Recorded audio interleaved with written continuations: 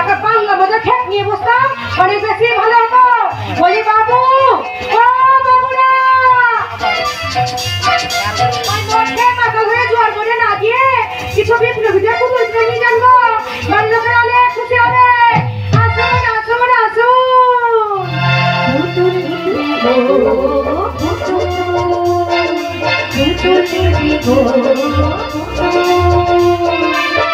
हमारी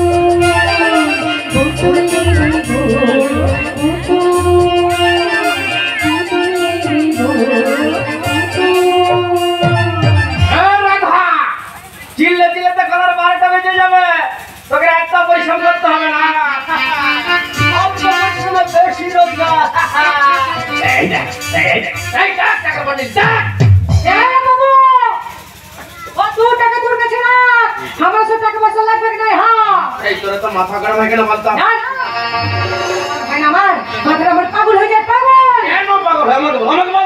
বলবো সব বলবো, এখনো বলার সময় হয় নাই। আর যেই দিন বলবো সেদিন ওই সাথে মুখ সবার সামনে আমি টেনে খুলে নামিয়ে দেবো। সে তোরই মতো একটা মানুষ, তোরই মতো দুটো হাত দুটো পা একটা মাথা আছে, সেই মাথাটাকে গলা থেকে কেটে নামিয়ে দেবো ছুরি দিয়ে। না সেটা আমি ফেলবো নাই। আরে যত করে এটা আমি রাখা দিয়েছি, আমার কাজ হাসিল হবে তবেই আমি এটা ফেলবো। কাকে দিচ্ছি বলি না তো, কাকে দিচ্ছি বলি তোকে তোকে আমি খুন করবো, খুন কেউ তোকে বাঁচাতে পারবে না। আরে পাগলামি করছিস কেন? হ্যাঁ হ্যাঁ আমি পাগলি হয়ে যাই। আর তখন মনে হয় এই ছুরি দিয়ে খুন করে আমি সে রক্তের বদলা বদলাম। আজ আমি সেই রক্তের বদলা নিব তোকে খুন করে।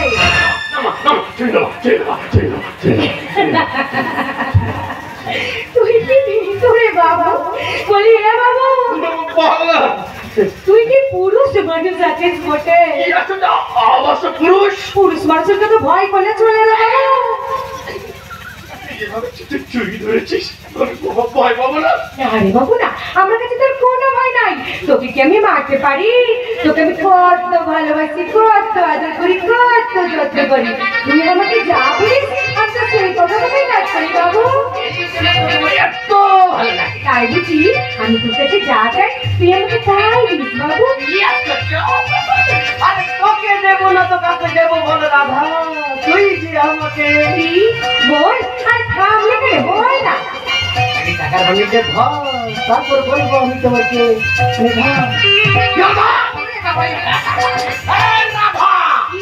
তোকে এত টাকা কেন দি তুই বুঝিস না?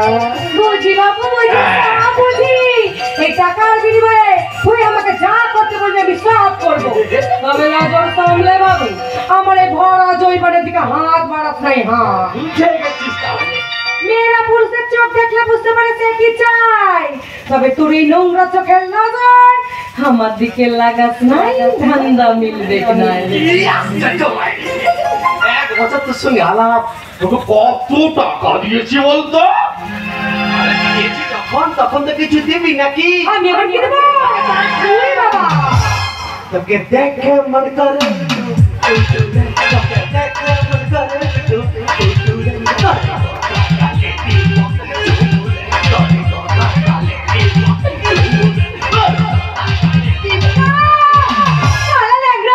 সোজা হয়ে দাঁড়াতে পারি না, আমার আধার কার্ডের চুমুক খাবে।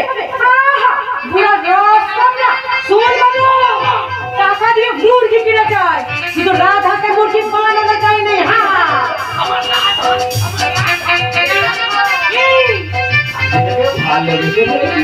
লাইনে থাক বাবু, যদি কোনোদিনও বুঝি আমি সিগন্যাল ডাউন করবো, তোকে বলতে হবে নাই, আমি নিজেই তোকে বলবো। কি আশ্চর্য মায়েরি, এইটুকু বললি এটাই আমার শান্তি। এখন বল বাবু আমাকে কি করতে হবে? তবে হ্যাঁ বাবু, কোনো খারাপ কাজ এই রাধা করে না আর করবো না। দিদি কোনোদিন কোনো খারাপ কাজ করিয়েছি? তাহলে এদিক কামাল ওদিক, ওদিক কামাল এদিক, এই করিয়েছি। আমি নিজেও কোনোদিন জোর করেছি বাবা? তাহলে যেদিন তোর ইচ্ছা সেদিন ধরা দিবি। এখন চল আমার সাথে। কোথায় যাবো? নায়িকা চরিত্রে অভিনয় করতে।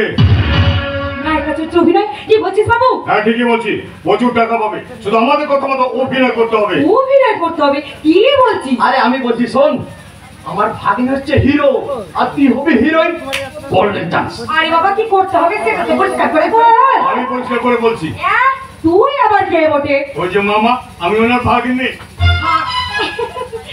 মামা কি সব কিছু ভাগ দেয়? মানে মামার ডাকে না, অনেক বুদ্ধি আছে বটে, সেই বুদ্ধির ভাগ কি তোকে দিয়েছে? আমি তো আমার ভাগ্নে খুব ভালোবাসি, ও আমার বুদ্ধি দিয়ে চলে, তাই ওর ভবিষ্যৎ আমি করে দেবো। তাহলে তোর ভাগ্নেকে ভেবে খেতে হবে না, হাতে নিয়ে রাস্তায় দাঁড়াতে হবে। হ্যাঁ কথা বলবি না। আমি সাদা সিধাই বলছি। বল আমাকে তোদের কিসের প্রয়োজন বল? তোমাকে রাস্তা রাস্তা ফেরি করতে হবে না, প্রচুর টাকা পেয়ে যাবে। তাই বলে কোনো উল্টা পাল্টা কাজ আমি করবো নাই। হ্যাঁ যে কাজ করলে ওপরওয়ালার কাছে পুণ্য পাওয়া যায়, সেই কাজ করতেই আমি রাজি আছি। একটা অসুস্থ ছেলেকে তোমাকে সুস্থ করতে হবে, তাহলে তোমার পুণ্য হবে, প্রচুর টাকাও পাবে। হ্যাঁ তাহলে তো আমি অবশ্যই করবো। বল ঠিক আছে। বলেছে বললো একটা অসুস্থ ছেলেকে সুস্থ করতে হবে। কিন্তু বাবু আমি তো ডাক্তারি শিখি নাই, আমি কি করে সুস্থ করবো? কি আশ্চর্য! আরে বাবা আমার চিকিৎসা তো তোর রুগী দুদিনে পটল তুলবে, পটল। এই শোন, আমি যেভাবে বলবো তুই সেভাবে ট্রিটমেন্ট করবি। ওরে শালা, তুমি আবার ডাক্তার কবে হলে গুরু? বাবা কি জিনিস সেটা পরে বুঝবে। পাগলি রে, মানুষ চিনলি না। পাগলা রে, তোরাও রাধাকে চিনলি না, এইখানে পুতলে ওইখানে গাছ হয়ে বেরোবে। এখন বল তোদের রুগীকে কি করে ট্রিটমেন্ট করবো বল? আমি বলছি শোন, রুগী হচ্ছে খুব মাতাল, আর মদ ছাড়ানোর জন্য তোকে যেতে হবে। আর সেই মদ যাতে না ছাড়ে সেই ব্যবস্থা তোমাকেই করতে হবে। ও মা, ও কি কথা গো? মদ ছাড়তে যাবো? অথচ সে মদ ছাড়বে না। আচ্ছা বাবু বল বল কি বলবি বল। বল দেখি রুগী মদ খায় কেন? আমি বলছি তুই মন দিয়ে শোন। ছেলেটা হচ্ছে আমার ছোট ভাগ্নে, বউটা মারা গেছে, আর সেই শোকে ভাগ্নে আমার পাড় মাতাল হয়ে গেছে, আর তুই সেই বউ হয়ে। আরে সে তো মারা গেছে, আমি তার বউ হবো কেমন করে? কি আশ্চর্য! তোকে দেখবে না প্রায় সেই বউটারই মতো, তোকে দেখলে আমার ভাগ্নে তোর প্রেমে পড়ে যাবে, আর তুইও তোর মোহে ভুলিয়ে মানে তোর ভালোবাসা দিয়ে ওর বউ হয়ে যাবে। আমি কারো বউ হবো না রে বাবু, না ওই মিথ্যা সত্য তোরা আমাকে জিজ্ঞাসা নাই বাবু। আমি কারো বউ হতে পারবো না বাবু, আমার কাজ বদলে অবদলা। আমি কারো বউ হতে পারবো না রে বাবু, আমার জীবনটা যে শুকনা মরুভূমি। রাধা, এই মাটিতে গাছ লাগালে সেই গাছটা যে আর বাঁচবে নাই রে বাবু, সে যে মারা যাবে। এই রাধা, তুই কাঁদছিস কেন? কেন কাঁদছি সেটা খুব ভালো করে বুঝিয়ে দেবো তাকে, যার জন্য আমার এই জীবনটা শুকনা মরুভূমি হয়ে উঠেছে। আচ্ছা বাবু কি বললি? যে বউটা মারা গেছে সে পুরো আমার মতো দেখতে ছিল? একদম আমার মতো। আমি তো তোমার মতো দেখতে। কি মজা, আমার মতো দেখতে ছিল। হ্যাঁ হ্যাঁ আমাকে পারতেই হবে, আমি পারবো, আমি পারবো। হ্যাঁ? তুই হঠাৎ করে মনে খেপে যাস কেন বলতো? আর সালা ওটাই তো আমার রোগ। আমি যে কে ছিলাম, কোথায় ছিলাম, কি করে যে কি সব হয়ে গেল, এই সব কিছু তো আমার জীবনের প্রশ্ন। কিন্তু সব প্রশ্নের উত্তর ফেলে রেখে এই রাধা যাবে বউ সাজতে।